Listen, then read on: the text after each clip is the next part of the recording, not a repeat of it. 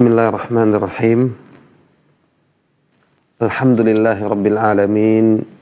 Wassalatu wassalamu ala ashrafil anbiya'i wal mursalin, nabiyyina Muhammadin wa ala alihi wa ashabihi ajma'in. Amma ba'd. Ma'asyira al-muslimin wal muslimat rahimani wa rahimakumullah. Dengan taufik dan pertolongan Allah tabaraka wa ta'ala, pada kesempatan yang mulia ini kembali kita lanjutkan pelajaran rutin kita membaca kitab fikih sederhana yang dibangun di atas dalil kitabullah maupun sunnah Nabi sallallahu alaihi wasallam. Pada pertemuan kali ini dengan izin Allah Jalla wa Ala kita masuk ke pembahasan yang baru, yaitu kitab Al-Hudud, di mana di bawah kitab Al-Hudud ini ada 8 bab, dan bab yang pertama adalah bab tentang fi ta'rifi al-hudud wa masyru'iyatiha wal hikmati minha wa masail ukhra, yaitu definisi al-hudud, kemudian pensyariatannya dan hikmahnya, serta masalah-masalah lainnya yang terkait dengan al-hudud ini. Ma'asyira al-muslimin wal muslimat rahimani wa rahimakumullah, ini adalah bab yang pertama seperti yang kita katakan tadi dari kitab Al-Hudud. Dengan demikian, ya, tadi kita mendengar apa saja yang dibahas oleh penulis di bab yang pertama ini. Ada beberapa poin yang akan kita baca insya Allah satu persatu. Poin yang pertama yaitu ta'rifuha, definisi dari al-hudud atau hukum had ini. Al-haddu lughatan huwal man' wa hududullah maharimuhu allati naha an irtikabiha wa intihakiha. Qala ta'ala tilka hududullahi fala taqrabuha. Summiyat bidzalika li'annaha tamna'u min al-iqdami 'ala al-wuqu'i fiha. Ya, ini masalah atau poin pertama yang dibahas pada bab ini, yaitu definisi daripada al-had atau al-hudud. Al-hudud jamak daripada al-had. Al-haddu lughatan huwal mana'. Secara bahasa Arab, al-had itu artinya al-mana', bermakna larangan. Ya.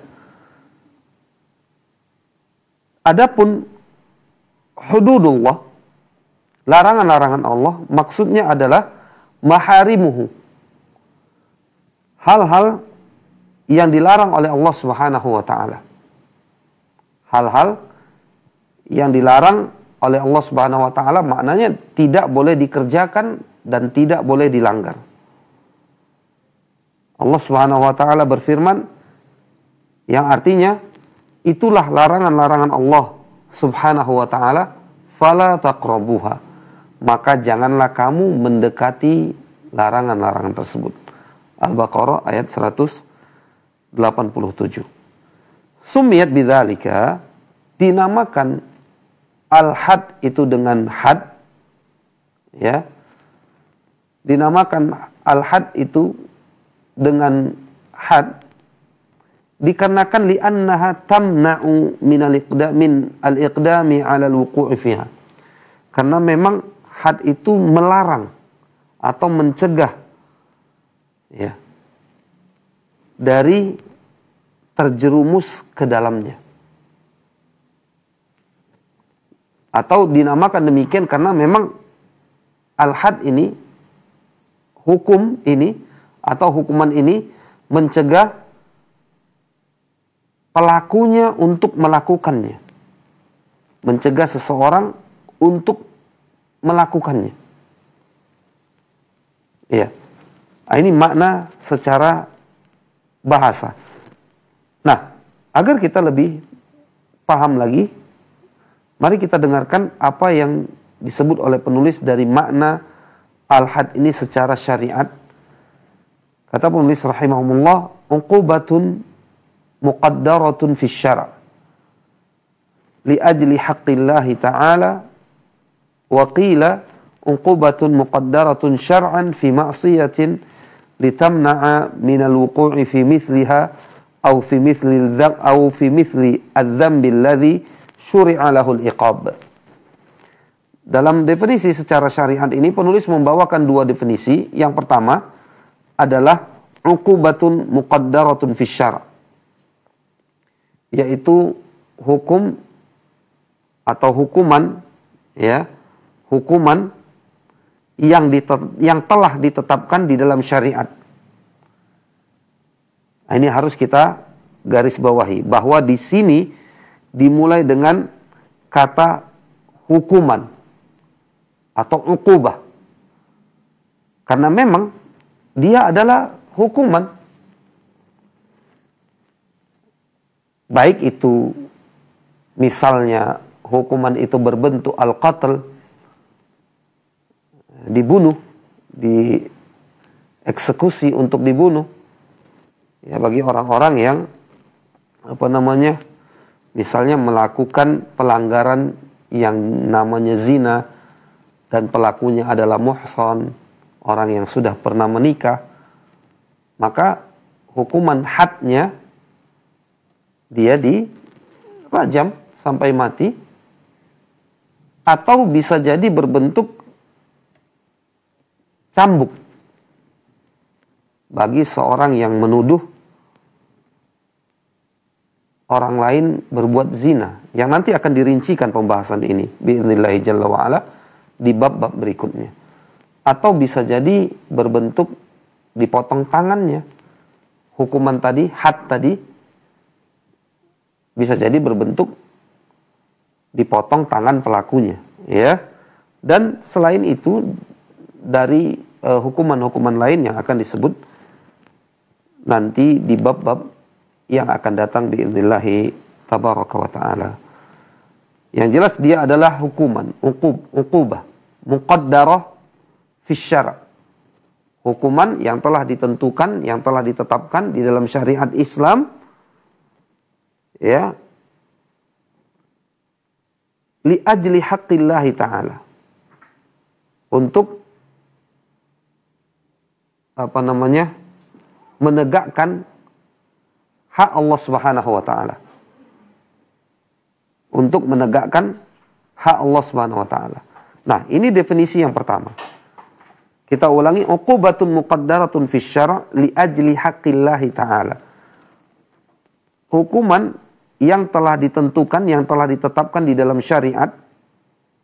Kalau sampai di sini maka dapat kita pahami yang telah ditetapkan, hukuman yang telah ditetapkan dalam syariat, yang menetapkannya adalah Allah tabaraka wa ta'ala. Li ajli haqqillah, untuk menegakkan hak Allah Subhanahu wa ta'ala. Ini definisi yang pertama. Mari kita lanjutkan kepada definisi yang kedua. Wa qila uqubatun muqaddaratun syar'an fi ma'siyatin. Ya, bagi antum dan antunna yang mengikuti pelajaran ini melalui kitab terjemahan, silakan buka halaman 573 dan seterusnya. Definisi yang kedua dibawakan oleh penulis di sini sama, dimulai dengan ucapan uqubatun muqaddaratun syar'an, yaitu hukuman yang ditetapkan secara syar'i, ya, fi maksiatin, pada pelanggaran atau pada satu kasus maksiat, litamna'a minal wuqu'i fi mithliha, agar mencegah terjadinya pelanggaran yang sama. au fi mithli dzambi alladhi syuri'a lahul iqab. Atau pada dosa yang sama yang syariat menetapkan hukuman padanya. Nah, ini kurang lebih sama ya maknanya dengan definisi yang pertama tadi. Mari kita lihat definisi yang kedua ini pada ucapan penulis, litamna'a minal wuqu'i fi mithliha au fi mithli adz-dzambi alladzi syuri'a lahul iqab. Untuk mencegah terjadinya pelanggaran yang sama, untuk mencegah terjadinya pelanggaran yang sama. Karena memang had itu, hukuman itu bisa mencegah seseorang agar tidak terjatuh kepada sebuah dosa atau maksiat sehingga dia dihukum dengan hukuman had. Atau mencegah seorang yang pernah dihukum dengan hukuman had, ya. Tadi contoh-contoh hukuman had sebagian sudah disebutkan di depan. Ada yang berupa dieksekusi mati atau dicambuk atau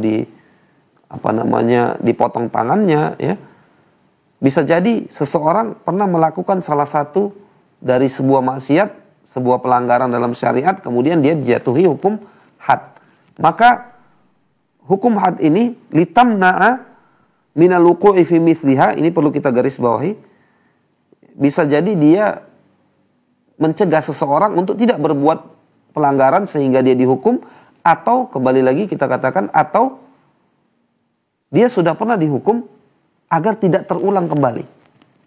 Nah, maka disyariatkanlah hukum had ini, baik pada dosa atau kesalahan yang sama agar dia tidak kembali lagi melakukan dosa itu atau pelanggaran atau dosa lainnya.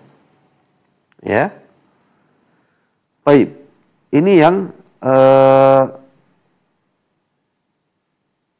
pertama.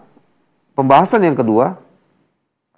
Ya, masih ada catatan di sini karena dua-duanya tadi kita katakan penulis membukanya dengan uqubatun muqaddaratun, baik di definisi had secara syariat yang pertama atau definisi yang kedua, sama dengan permulaan uqubatun muqaddaratun. Di sini perlu digarisbawahi bahwa ucapan penulis rahimahumullah dengan uqubatun muqaddarah, yaitu hukuman yang telah ditetapkan dalam syariat, ini mengeluarkan apa saja hukuman yang tidak ditetapkan dalam syariat. Ya. Seperti at-ta'zir umpamanya. Ini besaran hukuman atau jenis hukuman yang tidak ditetapkan dalam syariat yang menjadi wewenang hakim. Ya. Maka at-ta'zir keluar daripada makna hukum had. Ya. Kemudian dalil ataupun pembahasan yang kedua, dalilu masyru'iyatiha. Dalil pensyariatan hukum had. Al-aslu fi masyru'iyatil hudud al-kitabu was sunnatu wal ijma'. Faqad qarrara al-kitabu was sunnatu 'uqubatin muhaddada li jara'ima wa ma'asin mu'ayyana kazina was sariqa wa syurbil khumur wa syurbi al-khamar wa ghairiha mimma sayati tafsiluhu fil abwabit taliyah insyaallah ma'a dzikri adillatu dzalika kulli. Iya. Dalil pensyariatan hukum had, dasar pensyariatan hukum had ini adalah Alkitab dan As-Sunnah serta Al-Ijma'. Ya. Dan Al-Quran serta As-Sunnah, Al-Quran dan As-Sunnah telah menetapkan hukuman-hukuman tertentu atas kejahatan dan kemaksiatan tertentu. Seperti zina, mencuri, meminum khamar, dan lainnya. Yang akan datang keterangan ini semua pada bab-bab yang akan datang insya Allah beserta penyebutan dalil-dalil semuanya. Nah, nanti akan ada bab tentang haddz zina, kemudian haddil qadh, haddi al-khamar, hadd asy-syariqah, as-sariqah, ya, fi haddis sariqah, fi ta'zir, fi haddil harabah, fi riddah. Nah, itu nanti akan disebutkan oleh penulis pada bab-bab berikutnya. Baik, kita lanjutkan. Poin yang ketiga, yaitu al-hikmatu min masyru'iyatil hudud. Hikmah di balik pensyariatan hukum had ini. Syuri'at al-hududu zajran lin nufusi an irtikabil ma'asi wa ta'addi ala hurumatillahi subhanahu. Fatatahaqqaq at-tama'ninah fil mujtama'i wa yashi'ul amnu baina afradihi wa yasudu al-istiqrar wa yatibul 'aish kama fiha tathiran lil 'abd fid dunya li hadithi Ubadah ibn as-Samit marfu'an fil bai'ati wa fihi wa man asaba min dhalika shay'an fa'uqiba bihi fahuwa kafaratuhu fa'uqiba bihi fahuwa kafaratuhu wa hadithi Huzaimah ibn Thabit marfu'an man asaba haddan uqima alaihi dhalikal hadd fahuwa kafaratu dhanbih. وهذه الحدود مع كونها محققة لمصلحة العباد فإنها عدل كلها وإنصاف بل هي غاية العدل. Iya. Poin yang ketiga, seperti yang dikatakan tadi, hikmah di balik pensyariatan hukum had. Disyariatkannya hukum had ini, di antara hikmah disyariatkan hukum had ini adalah zajran lin nufusi, untuk mencegah bagi jiwa manusia dari melakukan maksiat-maksiat, ya, dan hal-hal yang melanggar batasan-batasan Allah Subhanahu wa ta'ala. Dengan adanya hukum had ini, maka akan terciptalah ketenangan di dalam kehidupan masyarakat, tersebarnya rasa aman di antara mereka, dan juga ketentraman, ya, meliputi mereka, wa yatibul 'aish, maka kehidupan pun menjadi baik. Ya. Ini di antara hikmah, ya, yang disebutkan oleh penulis dari pensyariatan hukum had, sebagaimana penulis juga mengatakan kamaan nafiha tathiran lil abdi fid dunya, sebagaimana hukum had ini juga disyariatkan dalam rangka untuk membersihkan dosa-dosa hamba di dunia. Nah, ini perlu kita garis bawahi. Untuk membersihkan dosa-dosa pelakunya di dunia. Ya. Dan juga dengan izin Allah Tabaraka wa Ta'ala akan menjadikan sebab dibersihkannya dan disucikannya dia di hari kiamat dengan izin Allah Tabaraka wa Ta'ala. Mari kita lihat bukti-buktinya dari hadis-hadis yang dibawakan di sini, di mana Nabi SAW mengatakan, "Wa man asaba min dzalika syai'an fa'uqiba bihi fahuwa kaffaratuhu." Hadis yang pertama dikeluarkan oleh Al-Imam Al-Bukhari dan juga Imam Muslim. Nabi yang mulia SAW bersabda yang artinya, barang siapa melakukan sebagian dari dosa, lalu dia dihukum karena dosa tersebut, maka hukuman itu akan menjadi pelebur dosa baginya. Ini perlu kita garis bawahi. Hukuman itu menjadi pelebur dosa baginya. Kemudian hadis Huzaimah ibn Thabit secara marfu' di mana Nabi SAW bersabda yang artinya, siapa saja yang melakukan dosa dan mengakibatkan dijatuhi hukum had, ya, fahuwa kaffaratu dzambihi, maka yang demikian itu menjadi pelebur baginya. Maka yang demikian itu menjadi pelebur dosa-dosanya. Ya. Dan penulis melanjutkan, wa hadhihi al-hudud ma'a kauniha muhaqqiqatan li maslahatil ibad, dan hukum had ini disyariatkan untuk mewujudkan kemaslahatan hamba-hamba Allah Subhanahu wa taala atau para manusia. Di samping itu, fa innaha adlun kulluha wa insaf. Hukum had ini adalah suatu keadilan. Ya. Satu keadilan. Bahkan kata penulis di sini, bal hiya ghayatul adl. Satu keadilan yang bahkan mencapai puncak keadilan. Mengapa demikian? Karena dia berasal dari Al-Hakim, Al-Hamid, dari Allah Subhanahu wa taala. Yang Al-Hakim, yang Al-Hamid. Ya.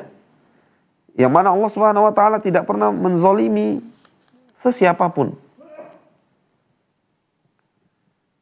Maka sudah barang tentu ya, hukum had ini adalah sebuah keadilan.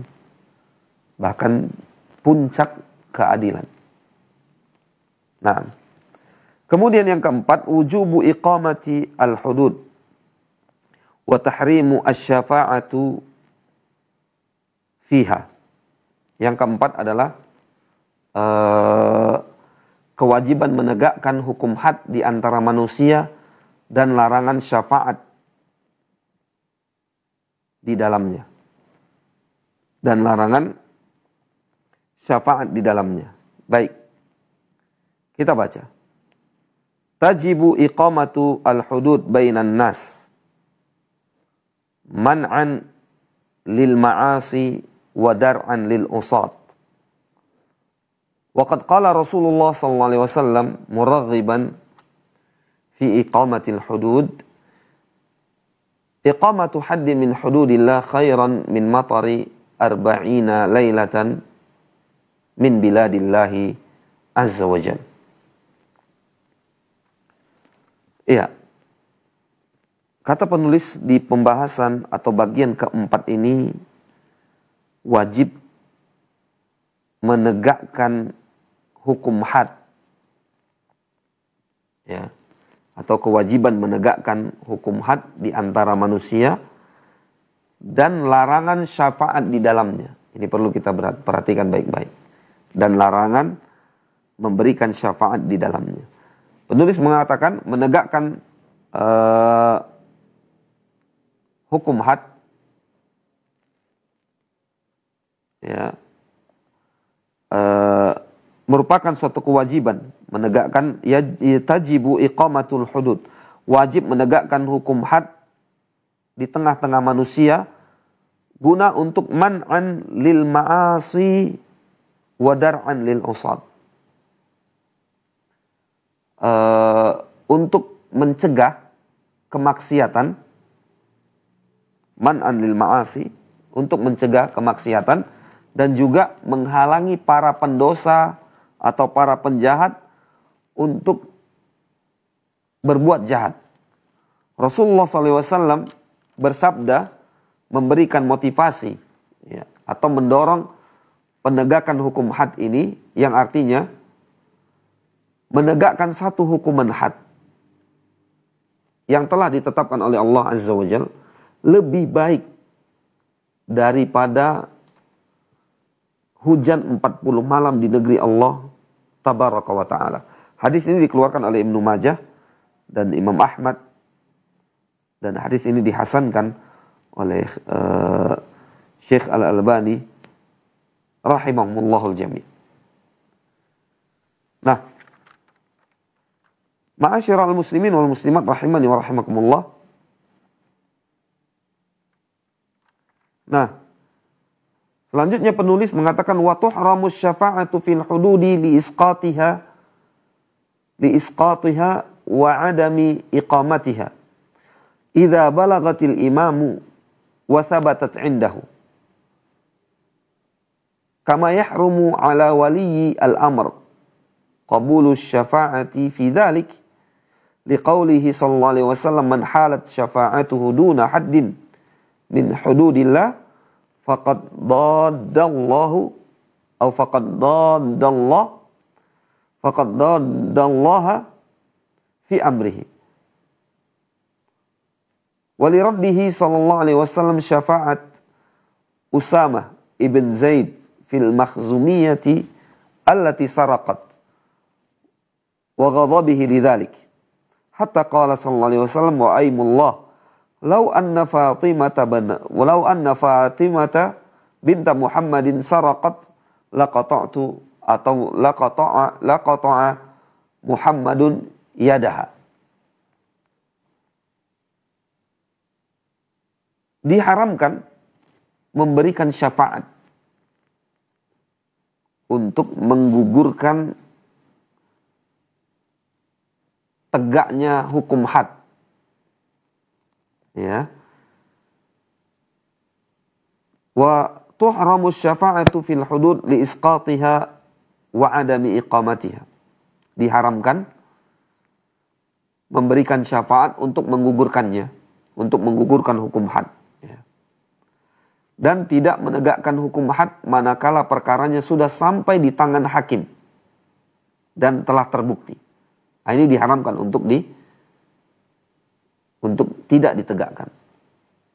Sebagaimana pemimpin haram menerima upah syafaat dari urusan ini, karena Nabi SAW bersabda, man halat syafa'atuhu duna haddin min hududillah faqad daddallaha fi amri. Yang artinya barang siapa usahanya atau barang siapa usaha syafaatnya menghalanginya menegakkan satu hukuman had di antara had-had Allah Jalla wa'ala, maka dia telah menentang perintah Allah. Barang siapa usaha syafaatnya menghalangi penegakan suatu hukum had di antara had-had Allah, maka dia telah menentang perintah Allah Jalla wa'ala. Ya. Tadi di atas dilarang untuk memberikan syafaat, baik syafaat itu adalah upaya untuk menghalangi ditegakkan had Allah Subhanahu wa taala, maka inilah ancamannya. Berbentuk dia telah menentang perintah Allah Subhanahu wa taala. Dan berdasarkan hadis Nabi SAW yang menolak syafaat Usamah bin Zaid. Padahal Usamah bin Zaid itu dekat sekali kedudukannya dengan Nabi SAW. Pada saat dia memberikan syafaat kepada seorang wanita Makhzumiyah yang telah mencuri, maka Nabi SAW berkata kepadanya, demi Allah, seandainya Fatimah binti Muhammad, yakni putri Nabi SAW, mencuri, maka yang akan memotongnya adalah Muhammad Sallallahu Alaihi Wasallam sendiri. Yang akan memotong tangannya adalah Muhammad Sallallahu Alaihi Wasallam sendiri. Ya. Nah, ini bila hukum had itu telah sampai kepada imam. Namun, bila hukum had itu belum sampai kepada imam, maka kata penulis, wa ammal afu anil had qabla an yablugha al-imam fajaizun. Ini perlu kita garis bawahi ya. Adapun hukum had, adapun memaafkan ya. Memaafkan, adapun memaafkan sebelum urusan hukum had ini sampai kepada imam, sampai kepada hakim, maka memaafkan itu boleh. Ya. Lilladzi liqaulihi sallallahu alaihi wasallam lilladzi suriqa ridauhu fa arada an ya'fuwa 'anis sariqi fahalla qabla an ta'tini bihi. Dalilnya adalah suatu kejadian yang dialami oleh Abdullah bin Abi Umayyah radhiyallahu taala anhu ketika beliau mengalami kecurian ya. Beliau tertidur lalu ridaknya ataupun selempangnya dicuri oleh seseorang dan sampailah berita itu kepada Nabi SAW, lalu orang ini, pencuri ini dijatuhi hukuman potong tangan. Nah, Abdullah bin Abi Umayyah setelah mengetahui hukum hadnya seperti itu, ingin memberikan syafaat agar orang ini tidak dihukum demikian. Maka Nabi SAW katakan, fahalla qabla an ta'tini bihi. Mengapa tidak kau lakukan memberikan maaf itu sebelum engkau datang membawa perkara ini kepadaku? Karena tadi disebutkan di atas, setelah hukum had sampai kepada imam, maka tidak ada yang dapat menghalanginya. Karena memang hukum had yang sudah sampai seperti ini, dengan bayyinah, dengan keterangan dan bukti yang nyata sampai kepada imam, ini harus ditegakkan. Ya, tidak bisa lagi dibatalkan. Pembatalannya menjadi sebuah kemaafan itu sebelum sampai ke tangan imam. Oleh karenanya Rasul SAW bersabda dalam sebuah hadis yang dikeluarkan oleh Abu Daud dan juga An-Nasai dan disahihkan oleh Syekh Al-Albani rahimahumullahul jami', Nabi SAW mengatakan, ta'afu al-hududa fima bainakum fama balaghani min haddin faqad wajib. Ya, saling bermaafanlah kalian tentang hukum had di antara kalian, ya, saling bermaafanlah kalian tentang hukum had di antara kalian. Apa-apa yang sampai dari hukum had itu kepadaku faqad wajaba, maka itu harus ditegakkan. Ya. Maka kalau ingin dimaafkan, dimaafkan sebelum sampai ke tangan imam. Terlebih lagi, maaf itu diberikan bagi orang yang memang tidak dikenal jahat dia, tidak dikenal zalim, tetapi dia ya terjatuh dalam satu dosa atau maksiat. Umpamanya dia mencuri karena kepepet barangkali. Selama ini dia tidak dikenal pelaku kriminal, bahkan reputasinya baik ya. Tapi karena kepepet dia mencuri. Nah, orang seperti ini kata ahlul ilmi ya boleh untuk dimaafkan, bahkan mustahab hukumnya untuk dimaafkan dan tidak diangkat kasusnya kepada imam, kepada hakim. Ya. Terlebih lagi dia sudah menampakkan penyesalan yang mendalam, taubat ya. Maka ini hendaknya diberikan maaf. Ya. Kecuali bila dia pelaku yang sudah sering melakukan pencurian, ya, atau sudah dikenal dia pelaku atau kata orang sekarang pemain, ya, maka ini sebaiknya kata ahlul ilmi diangkat perkaranya kepada hakim agar dianya mendapatkan pelajaran, dan juga agar keburukannya itu terhentikan. Keburukan itu yang merugikan orang lain terhentikan. Ya. Nah, kita lanjutkan.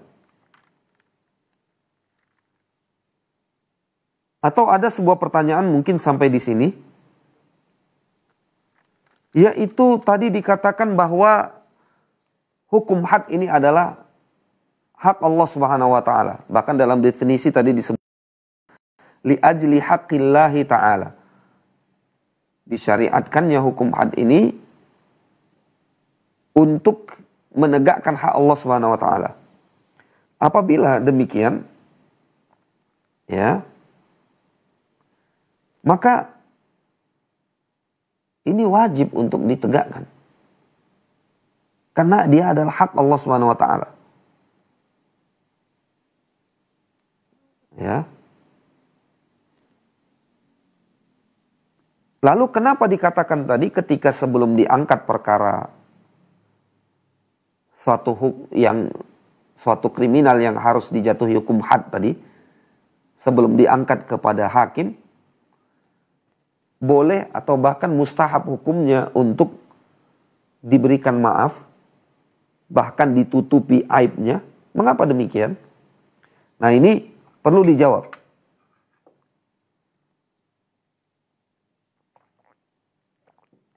Sebagian ahlul ilmi menjawabnya dengan beberapa jawaban, diantaranya adalah yang mensyariatkan hukum had ini, ya, agar menjadi sesuatu yang memberikan efek jerah, beliau pula lah yang memotivasi agar memaafkan sebelum hukum had itu diangkat kepada hakim, yaitu Nabi SAW. Kemudian yang berikutnya, jawaban berikutnya adalah hukum had sebelum diangkat kepada hakim tidak wajib untuk ditegakkan. Sebagaimana dalam hadis yang kita bacakan tadi. Ta'afu al-hudud fima bainakum. Fama balagani min haddin faqad wajib. Ini perlu kita garis bawahi. Ya, fama balagani min haddin faqad wajib. Bermaafanlah kalian tentang hukum had di antara kalian, maka apa yang sampai kepada diriku itulah yang wajib untuk ditegakkan. Yang belum sampai maknanya tidak wajib untuk ditegakkan, boleh dimaafkan. Ya. Kesimpulannya bahwa hukum had yang sampai kepada hakim maka harus ditegakkan. Yang tidak sampai kepada hakim karena sebuah maaf, nah, ini tidak ditegakkan. Bahkan lebih baik lagi selain memaafkan, ya, dan juga tidak mengangkatnya ke hakim, yaitu menutupi aibnya. Karena Nabi SAW mengatakan, man satara musliman satarahullahu fid dunya wal akhirah. Siapa saja yang menutupi aib seorang muslim, maka Allah akan tutupi aibnya di dunia dan akhirat. Ya. Nah, ini perlu ya untuk kita garis bawahi, karena memang dalam kondisi seperti ini sulit sekali, tetapi dia indah, ya. Satarahullah fid dunya wal akhirah. Allah akan tutup aibnya di dunia dan di akhirat. Di dunia dan di akhirat. Ya. Baik. Nah, tadi disebutkan bahwa itu poin yang keempat. Poin yang kelima, dan ini poin terakhir, man yuqimu al-had wa makanu iqamatihi. Siapa yang menegakkan hukum had ini dan di mana ditegakkan. Siapa yang menegakkan hukum had ini dan di mana ditegakkan. Ya.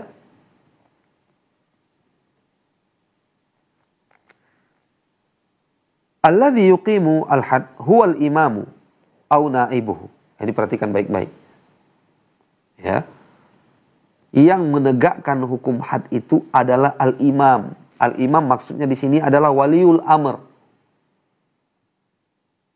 atau wakilnya. Orang yang ditunjuk oleh waliul amr untuk mewakilinya seperti menteri-menterinya, ya, al-wazir dan lainnya yang ditunjuk oleh waliul amr sebagai wakilnya di dalam penegakan hukum al-had.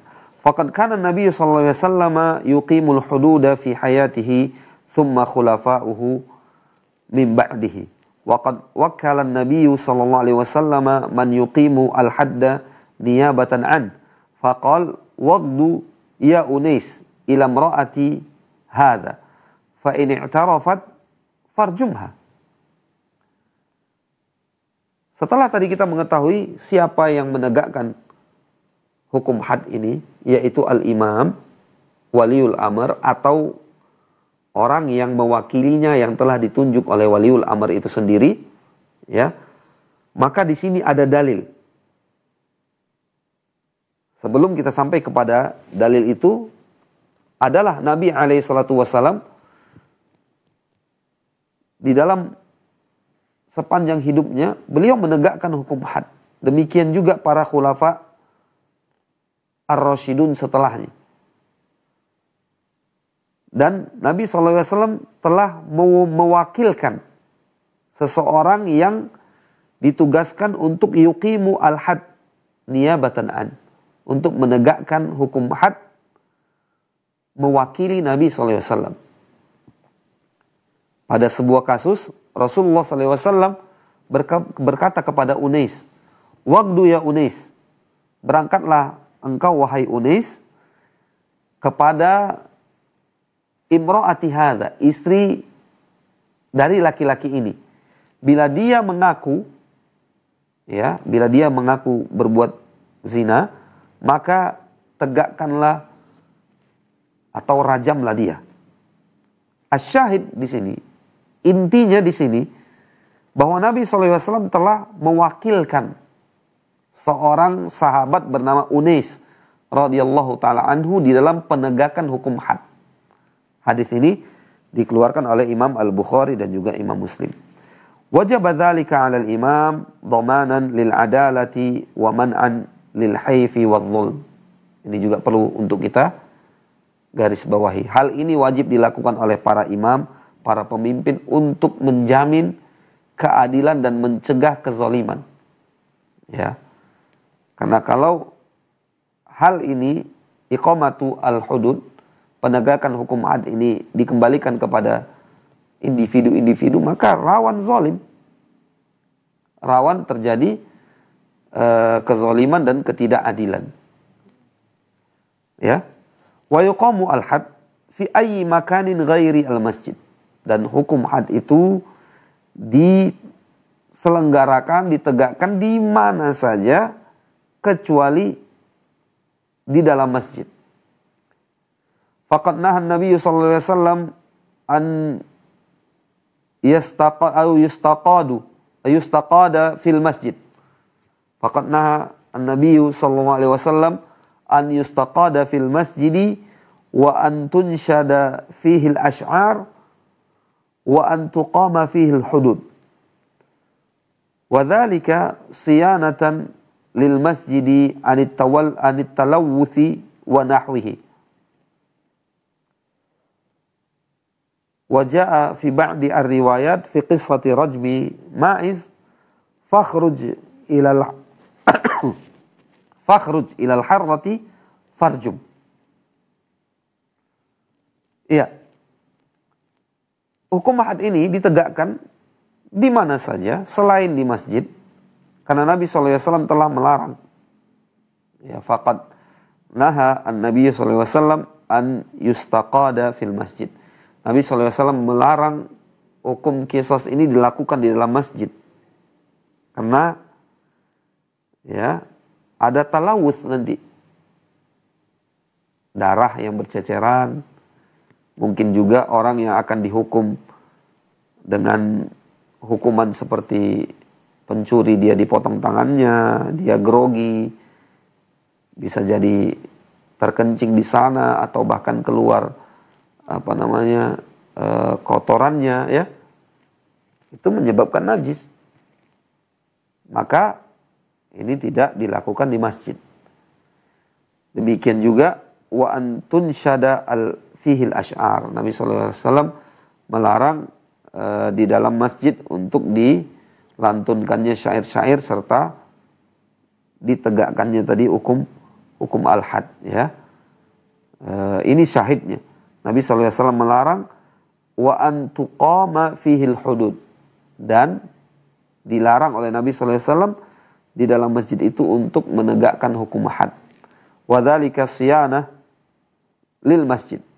Itu untuk melindungi masjid atau menjaga masjid agar tidak terkotori, ya, anit talawuthi wa nahwihi, agar tidak terkotori seperti yang kita katakan tadi. Mungkin orang yang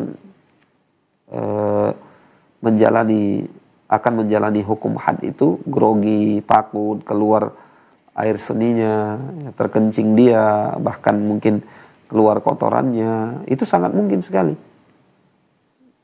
Nah, kalau had itu ditegakkan di masjid, maka bisa mengotori masjid. Iya. Datang dari sebagian riwayat dalam kisah, dalam cerita dirajamnya seorang bernama Ma'iz, ya, disebutkan fakhruj ilal harrati farjum. Lalu Ma'iz dibawa keluar ke ke harrah, keluar ke lapangan, maka di sana dia dirajam. Iya. Dan dia syahidnya di sini adalah, atau inti poinnya di sini adalah bahwa Ma'iz dirajam tidak di dalam masjid. Nah, ada hukum-hukum atau hukuman-hukuman, ada hukuman atau uqubat tertentu, ada hukuman-hukuman tertentu yang disyaratkan dilakukan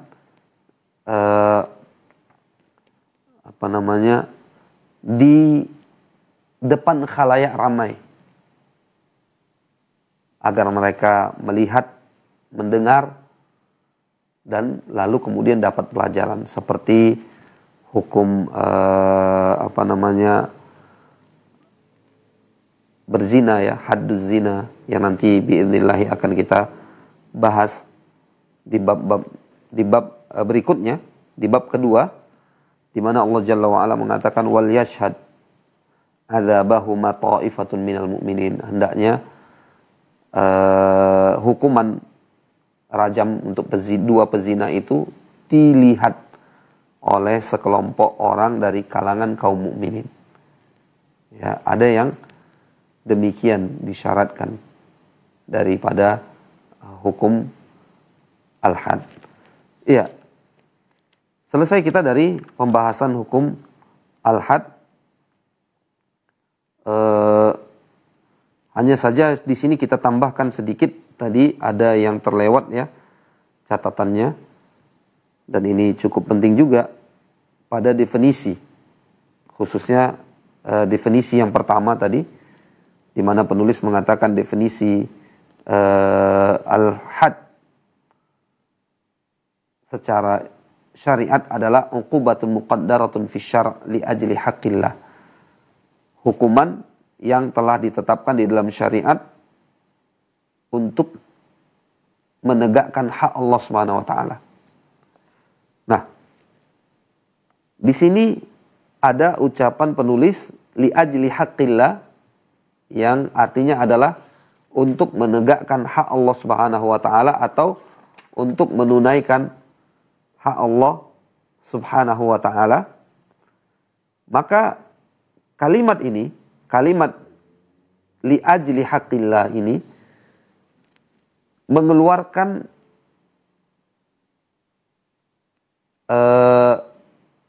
hak-hak adami, hak-hak manusia atau hak makhluk.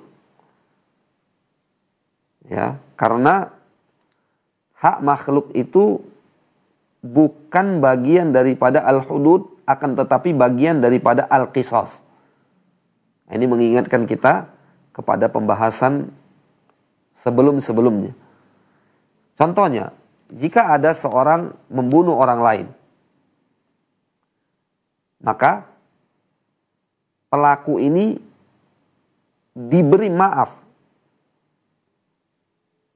Oleh siapa tentunya? Oleh keluarga korban. Apakah pada saat kondisi ini akan dikatakan wajib ditegakkannya hukum qisas kepada pelaku? Maka jawabannya tidak. Karena ini adalah bab al-qisas, dan bab al-qisas, permasalahan al-qisas ini kata para ulama, ini hak walinya korban. Ya, hak walinya korban. Kalau mereka telah memaafkan, ya sudah. Kalau mereka mengatakan harus ditegakkan hukum qisas, maka ditegakkan hukum qisas. Dengan demikian kita dapat memahami ada perbedaan antara al-qisas dengan al-hudud. Ya, al-qisas merupakan hak makhluk, bisa dia tunaikan atau bisa dia juga memaafkan. Adapun al-hudud, dia adalah hak Allah Subhanahu wa taala. Seperti yang dijelaskan tadi. Ketika sudah sampai kepada penguasa atau imam atau sultan, maka hukum had itu tidak bisa diganggu gugat, harus ditegakkan. Ya. Harus ditegakkan. Nah, ini pembahasan kita pada kali ini, mudah-mudahan bermanfaat. Wallahu ta'ala alam, wa sallallahu wasallam wa baraka wa an'ama ala nabiyina Muhammad wa ala alihi wa sahbihi ajma'in, wa akhiru da'wana anil hamdulillahi rabbil alamin.